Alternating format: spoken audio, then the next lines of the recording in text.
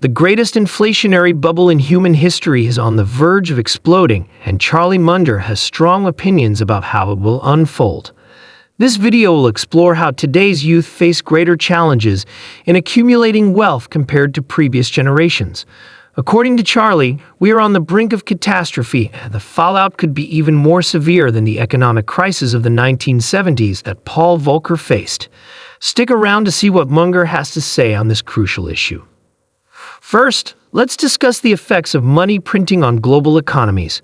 Countries like Japan, the US, and those in Europe have been printing money at unprecedented levels.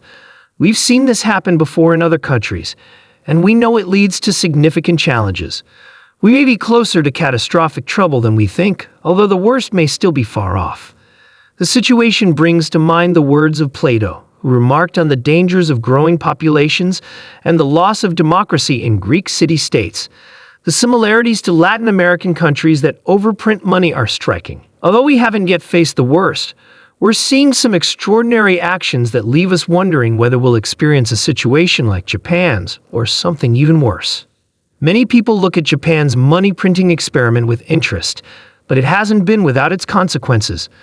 Japan's economy is struggling despite its massive printing, and it raises the question, could the US follow a similar path or face something even worse?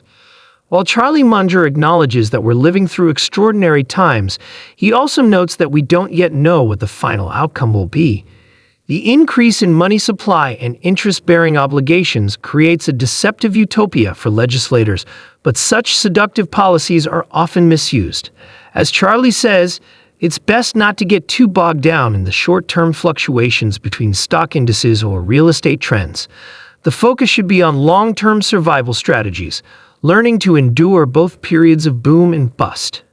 Munger also stresses the importance of treating the two extremes of success and failure equally. While modern society might seem perfect, filled with technological advancements, the truth is that many of the changes we're witnessing create their own set of problems. For instance, passive investing is a trend that has begun to impact stock prices. The massive shift of voting power to passive index funds is transforming the landscape of global markets, and Munger anticipates that the full consequences of this shift might not be good for the economy.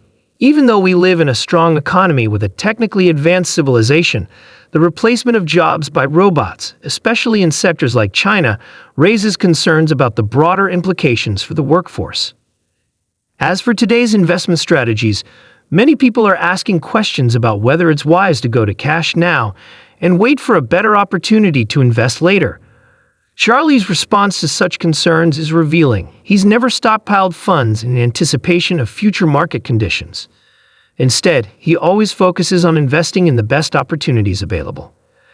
In fact, Munger points out that Warren Buffett's Berkshire Hathaway has always been well-funded, not because Buffett couldn't find good investments, but because he's focused on holding on to quality investments for the long term.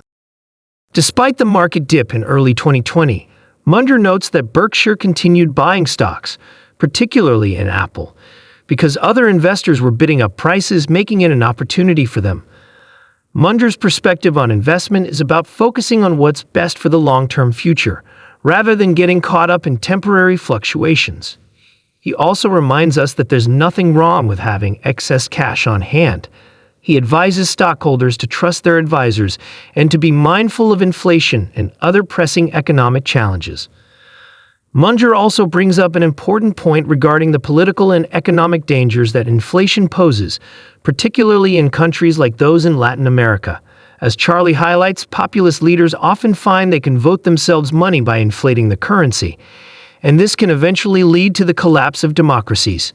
He compares today's inflationary risks to the past history of the Roman Empire, which experienced inflation for centuries, eventually leading to its downfall.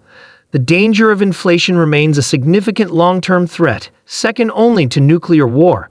While Munger sees the potential for a massive decline in currency value over the next century, he reassures investors that technological civilization will continue to move forward. Looking back over the last 100 years, Munger contrasts the world before and after the invention of the printing press. The technological advancements since 1922, including electricity, air travel, medical technology, and modern plumbing have revolutionized the way we live. He reflects on how society has made incredible strides, and even the poor today live in conditions that were unimaginable just a few generations ago. Yet, despite these improvements, people seem less happy than in the past. In many ways, modern society has become so accustomed to comfort that it takes it for granted. This shift in mindset, Munger suggests, is partly due to the rise of envy, where people feel unhappy because others seem to have more. This sentiment has been present throughout history, even in ancient civilizations, as seen in the teachings of Moses, who warned against coveting your neighbor's possessions. As the conversation turns toward how to cope with the current investment climate, Charlie acknowledges that it's difficult to predict the future of inflation and how it will affect financial markets. He points out that diversification isn't always necessary and that sometimes the least bad option is the best one. For example, investments in stocks like those of Berkshire Hathaway, Costco, or Chinese companies may be acceptable in today's climate, even if they aren't perfect investments. Munger's advice to young investors is not to overthink diversification, but to focus on finding the best opportunities available. Reflecting on his own experience, Munger observes that his generation had an easier time accumulating wealth than today's college graduates.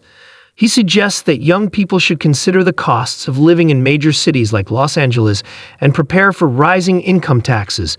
The investment world, according to Munger, is becoming more complex.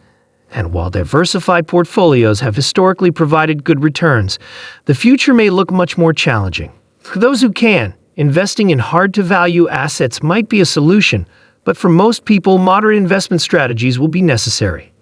In conclusion, Munger believes that the next generation of investors faces a more difficult landscape. The complexities of inflation, technology, and the future of global markets will require careful consideration and long-term thinking. For those navigating the present investment climate, Munger's advice is simple. Focus on the fundamentals and invest in what you understand. So, what do you think? Will inflation continue to impact the market in the years to come? And what strategies will investors need to adopt to navigate this uncertain terrain? Let us know your thoughts in the comments below, and don't forget to like and subscribe. Thank you for watching, and we hope to see you in our next video. If you're looking for more content, feel free to check out our video on Michael Burry's predictions for the current recession. See you there!